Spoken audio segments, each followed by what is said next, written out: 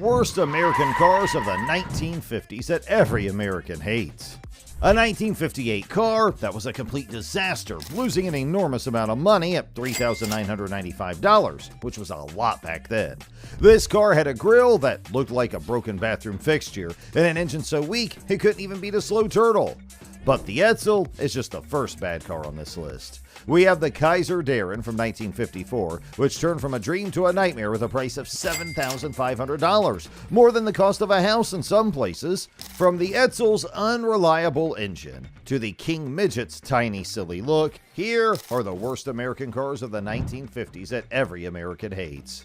Starting with the Edsel, which stands out as a prime example of a spectacular misfire in American car history.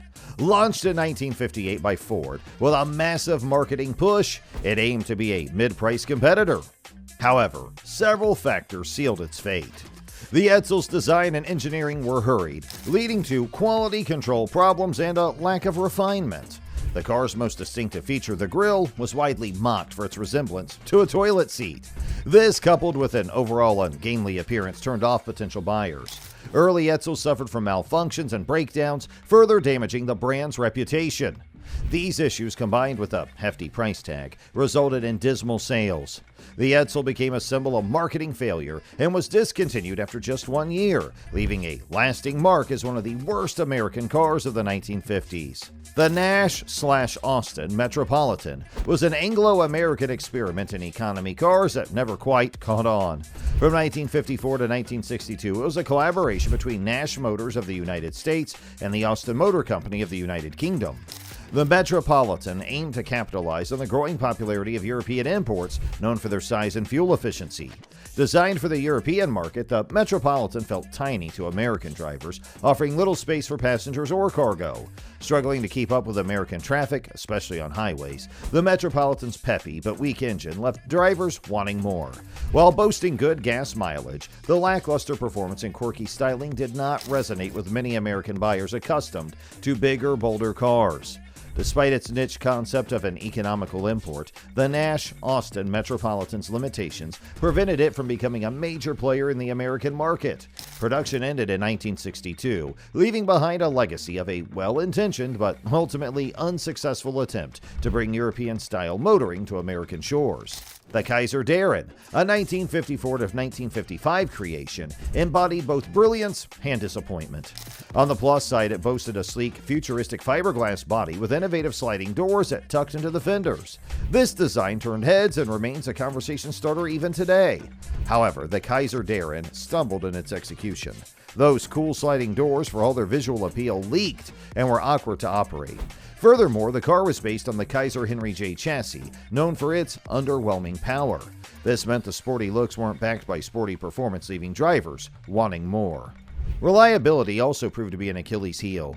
The Kaiser Darrin was a complex car for its time, and quality control issues plagued early models. These problems, coupled with a hefty price tag, discouraged potential buyers. Despite its shortcomings, the Kaiser Darrin wasn't a total loss. The Darrin's innovative design pushed boundaries and showcased the potential of fiberglass. However, the car's flaws ultimately overshadowed its ambition, leaving it a footnote in automotive history, a cautionary tale of unfulfilled promise. Crosley V8 was a brief experiment from 1952 to 53, epitomized the dangers of mismatched ambition. Crosley, known for peppy and efficient small cars, attempted to inject some muscle with the V8 engine.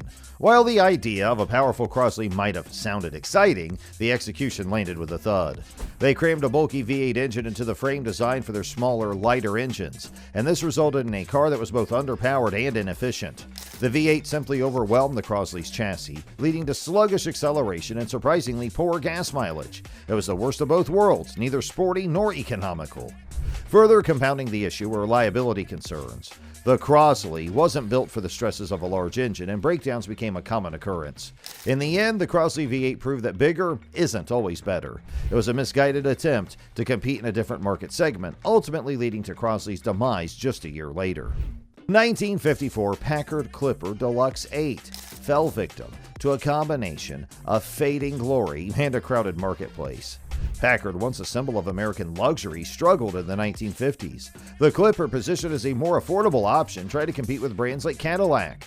While the Deluxe 8 boasted a powerful straight 8 engine, its downfall came in two areas: design and competition.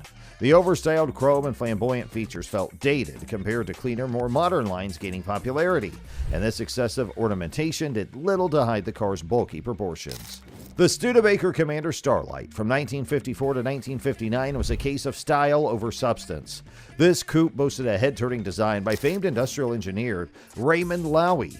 Its sleek lines and wraparound windshield were undeniably attractive, promising a sporty and luxurious driving experience. However, beneath the glamorous exterior lurked a number of problems. Reliability was a major concern. The Commander Starlight suffered from poor quality control, leading to frequent breakdowns and frustrating repairs. Additionally, the peppy looks weren't matched by the car's performance. The standard engine lacked power, making the driving experience sluggish and underwhelming.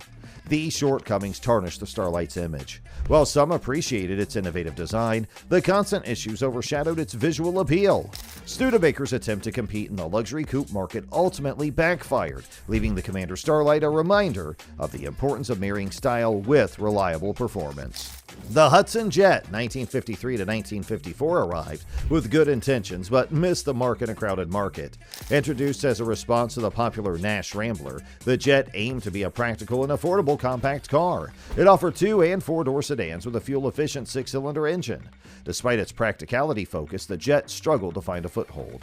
The design, while not terrible, was neither particularly attractive nor innovative. The boxy shape lacked the flair that dominated the 1950s car scene, and additionally, the interior felt cramped and uninspired, offering little in terms of comfort or features. Furthermore, the performance was underwhelming. The engine, while economical, delivered sluggish acceleration, failing to provide the zippy feel that many sought in a compact car. With established players offering more compelling options, the Hudson Jet failed to capture the attention of budget-minded buyers. Its short production run became a testament to the importance of striking a balance between practicality, style, and performance in a competitive market. Chevrolet Corvette 1953 to 1955 was a bit of a paradox. It had the potential for greatness, but stumbles out of the gate prevented it from achieving the iconic status it holds today.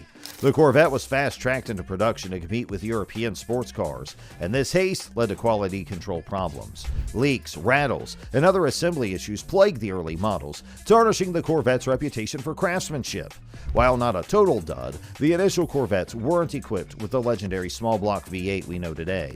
Instead, they came with a straight-six engine that offered decent but not earth-shattering performance, and this left some enthusiasts wanting more muscle from America's new sports car. The solid rear axle design, common at the time, limited the Corvette's handling capabilities. While it wasn't unsafe, it didn't deliver the sharp, responsive driving experience one might expect from a sports car. DeSoto Adventurer 1956 to 1959 was a car caught between ambition and reality. It aimed to capture the booming muscle car market with its aggressive design and sporty image. The low-slung profile, prominent fins, and dual carburetors promised a thrilling driving experience. While the standard V8 was powerful for the time, it wasn't enough to match the car's aggressive looks. The disconnect between the exciting design and underwhelming power disappointed drivers. It was all bark and not enough bite. By the mid-1950s, DeSoto was struggling with reliability problems. The Adventurer wasn't immune, and breakdowns became a common occurrence. These issues not only frustrated owners, but also tarnished the car's image, leading potential buyers to steer clear. The 1956 Willys Aero Lark was a one-year wonder that embodied automotive oddity. Its design, inspired by airplanes, featured a sloping roof and dramatically slanted windshield. While aiming for futuristic flair, the result was poor visibility and a cramped interior. Furthermore, the handling was unpredictable due to the unusual weight distribution. This strange combination made the Lark an impractical and unappealing choice for most drivers.